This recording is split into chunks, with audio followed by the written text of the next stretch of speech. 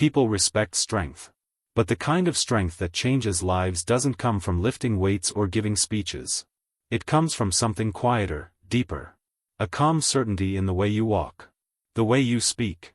The way you look at your own life without flinching. That kind of strength, the real kind, is called confidence.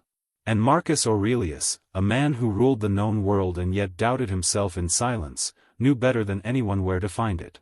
He wrote not to impress others, but to keep himself from collapsing under the weight of fear, chaos, and constant pressure.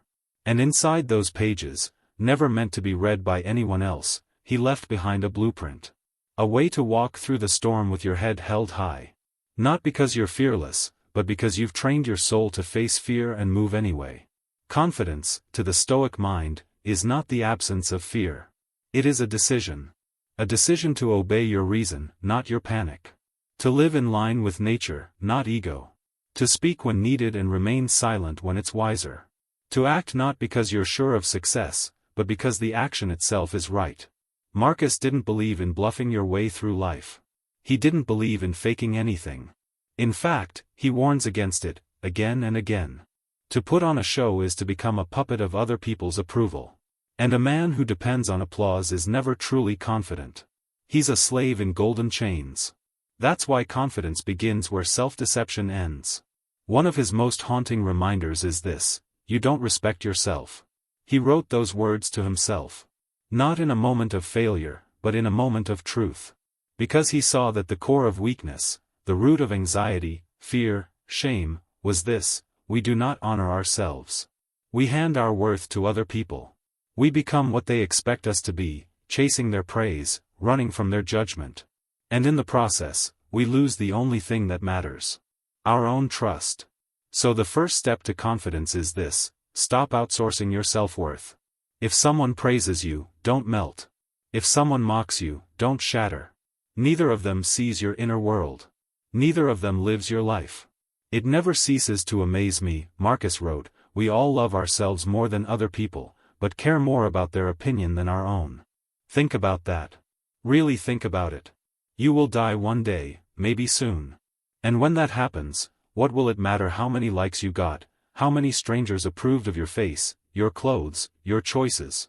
What will matter is whether you lived with courage. Whether you spoke the truth.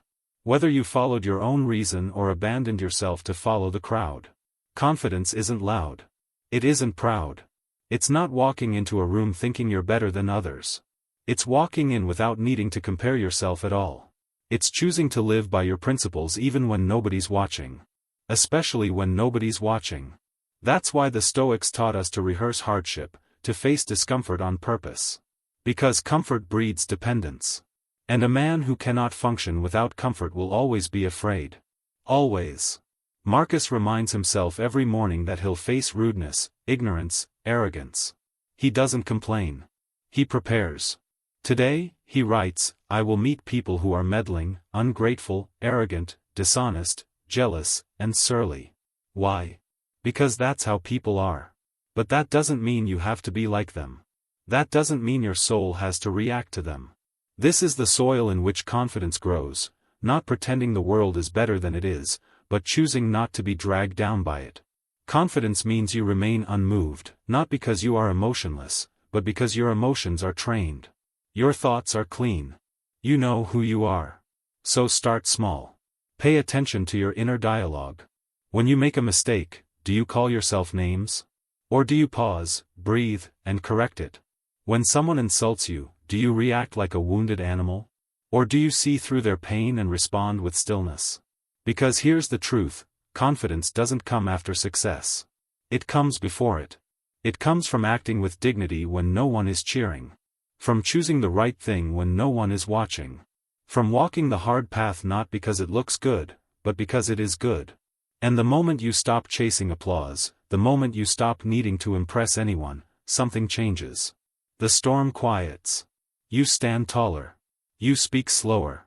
You know, not guess, know, that no one can take your worth from you. Because you never gave it away.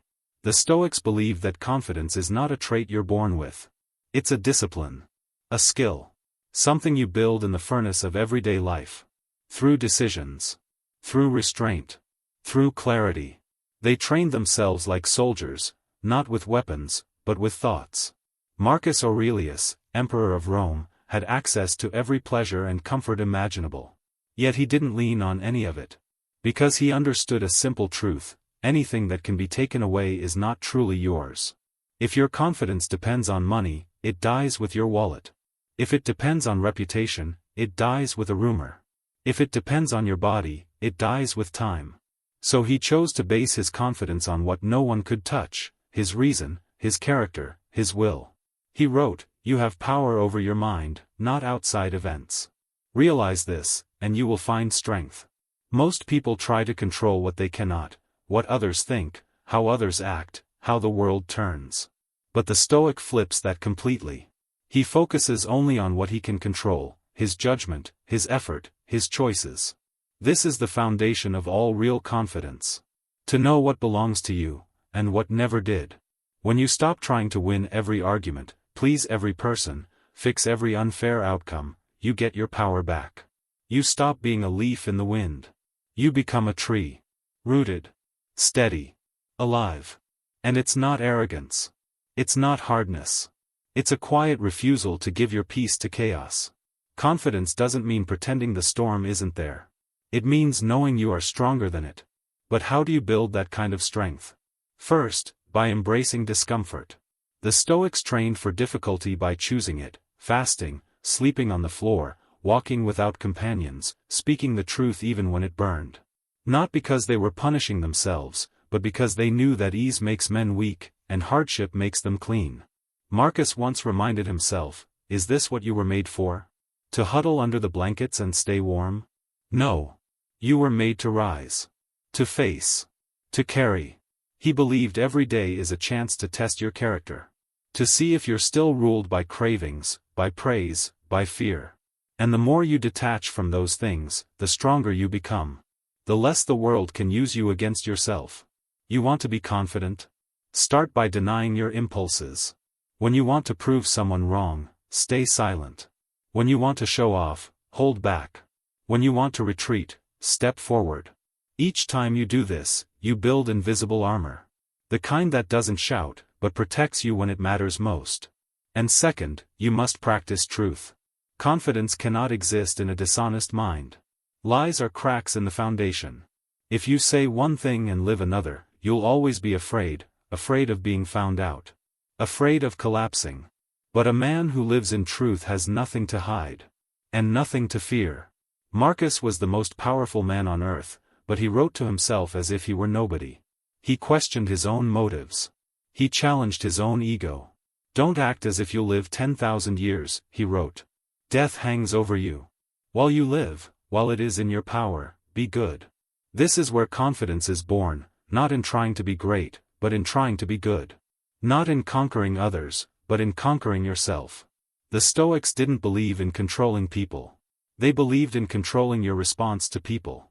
And that is what makes you unshakable. The moment you realize that nothing outside can truly harm you, that everything that happens is a chance to live according to your nature, you become untouchable. You want to know how to walk into a room and not shrink? Train yourself to need nothing from it. Not applause. Not validation. Not comfort. Come in full. Not hungry. You want to know how to speak without fear? Speak only what you believe. Then you'll never have to remember your lines. You want to know how to live with strength? Then let go of everything that makes you weak. The need to be liked. The fear of mistakes. The chase for more. You already have everything you need. It's inside you. Your reason. Your character. Your ability to choose. No one can touch those. No one can steal them. And when you build your life on them, no one can shake you. Confidence isn't born from getting everything right. It's born from knowing who you are when everything goes wrong. That's the Stoic path. That's the Emperor's way. And it's open to anyone, no crown required. Confidence is not a performance. It's a posture of the soul. And Marcus Aurelius knew that better than anyone. He ruled armies, passed laws, and buried children. He watched friends betray him. He suffered through plague, war, and sleepless nights. Yet he wrote to himself, not to flatter his strength, but to hold on to it. He reminded himself, you can lose everything. Your title. Your body. Your time. But you can never lose your ability to act with courage. That's the core of self-respect. That's where confidence lives. He wrote, "Waste no more time arguing what a good man should be. Be one. Not try. Not pretend. Be." That's the entire philosophy in 4 words. Be what you admire. And when you fall short, begin again. The modern world will offer you shortcuts. Confidence built on tricks, how to speak, how to dress, how to win. But none of it lasts. You can polish your image, build your following, impress a crowd, but if your inner world is chaotic, you will always feel hollow. Because deep down, we all know when we're lying to ourselves. The Stoics rejected that entirely. They weren't interested in appearances. They were interested in who you become when no one's watching. So Marcus asked himself hard questions every day. What am I avoiding? What am I clinging to? What am I pretending not to know? He knew that a man who faces himself, fully and without illusion, can face anything else with ease. That's why you must get comfortable in your own company. Practice solitude. Not to isolate, but to reconnect. Walk without your phone. Sit without noise. Listen to the thoughts that rise in silence. Are they panicked? Are they cruel? Are they empty? Then that's your starting point. No one is born confident. It is built through confrontation with the self. The Stoics called this inner citadel, the fortress within. It is not arrogance. It is not withdrawal. It is the calm center from which you observe the chaos without drowning in it. Marcus believed that your real power lies there. Not in possessions, not in praise, but in the part of you that no blade can touch. Confidence means knowing the world can fall apart, and you'll still know how to stand. That doesn't mean it's easy. Some days you'll feel like a fraud. Some days you'll doubt every step. But that doesn't mean you're weak. It means you're human. The Stoic doesn't deny emotion, he trains it. He doesn't pretend to be fearless, he moves anyway. Marcus reminds us, if it's endurable, then endure it. If it's not, stop complaining. That's the brutal beauty of Stoicism. It doesn't coddle. It doesn't lie. It brings you back to action, always. So if you want to become confident, do not wait for motivation.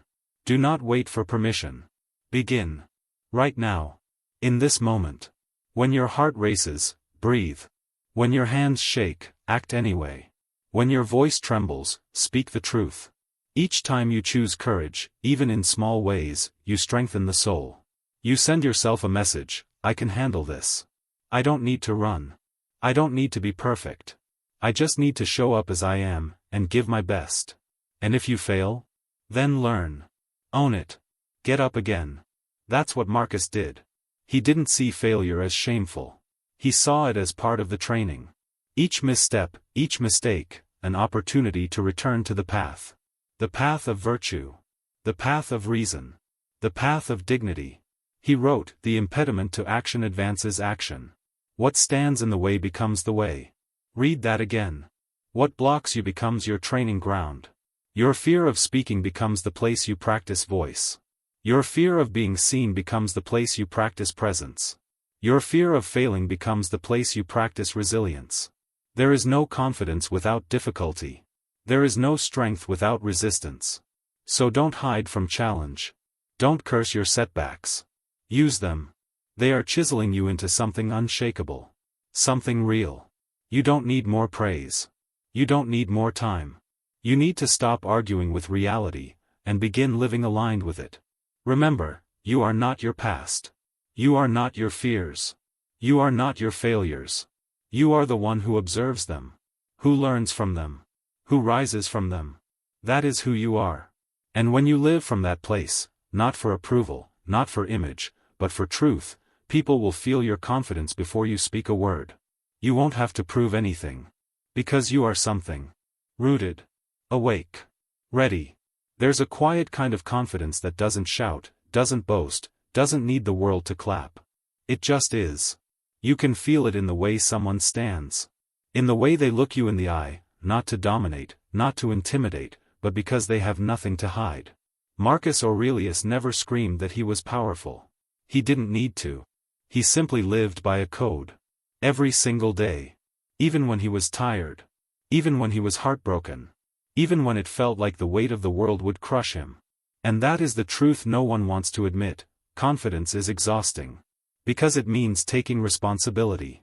It means no longer blaming your childhood, your parents, your job, your partner, your past. It means standing in front of the mirror and saying, "This is my life. I choose who I am now." You won't always feel ready. That's not the point. You move anyway. You speak anyway. You keep your word anyway. Even when it's hard. Especially when it's hard. Because that's where confidence is carved, not in ease, but in effort. The Stoics didn't believe in waiting for life to become easier. They believed in becoming stronger. Becoming disciplined. Becoming calm. Because when you're calm, you can see. When you're calm, you can lead. When you're calm, you don't need the world to behave in order to stay in control of yourself. That's power. That's real strength. Not control over others, but control over your own reaction. So train yourself to hold the silence after a harsh word. To take a breath before the outburst. To say no without apology. To say yes without fear. Confidence isn't the loudest voice in the room. It's the quietest one that still gets heard. It's in the person who walks away from drama. Who doesn't chase approval. Who no longer begs the world to tell them who they are. Marcus wrote, "Look well into yourself. There is a source of strength which will always spring up if you will always look." You don't need more books, more titles, more admiration. You need to return to your core, again and again and again. That's what he did. In the middle of empire. In the middle of war. He came back to that place inside himself. The place that doesn't depend on chance or favor. The place that belongs only to him. That's where confidence lives. Not in your achievements, but in your alignment. With what you believe. With how you act. With who you are when everything else is taken away. If you live by that, then success becomes a byproduct. Respect becomes inevitable. Because people recognize integrity when they see it. They recognize peace when they feel it. And they trust those who have nothing to prove. So start proving less. Start being more. Stop waiting to be perfect. Stop asking the world to make you feel safe. Stand up now. As you are. Broken and brave. Scarred and still standing. Every time you do, you're telling your body, your mind, your spirit, we don't need to run anymore. We are here. We are enough. That's confidence. It's not found in mirrors. It's not handed to you with praise. It's forged in the fire of choosing the harder right over the easier wrong. Of living with discipline, even when no one is watching. Of failing and rising and walking forward again, not because you're unshaken, but because you're committed. And one day, you'll look back and realize, all those moments when you were scared but didn't stop, when you were doubted but didn't flinch, when you were hurting but still chose to act with dignity, those were the moments that built you. Those were the moments that gave birth to the quiet strength you carry now. So remember this, you don't become confident all at once. You become confident in fragments. In choices. In one brave step after another. And it's never too late to start. You can begin today. Not with a speech. Not with a performance. With one honest thought. One act of courage. One breath of stillness in the face of chaos. Confidence isn't something you wait for. It's something you live.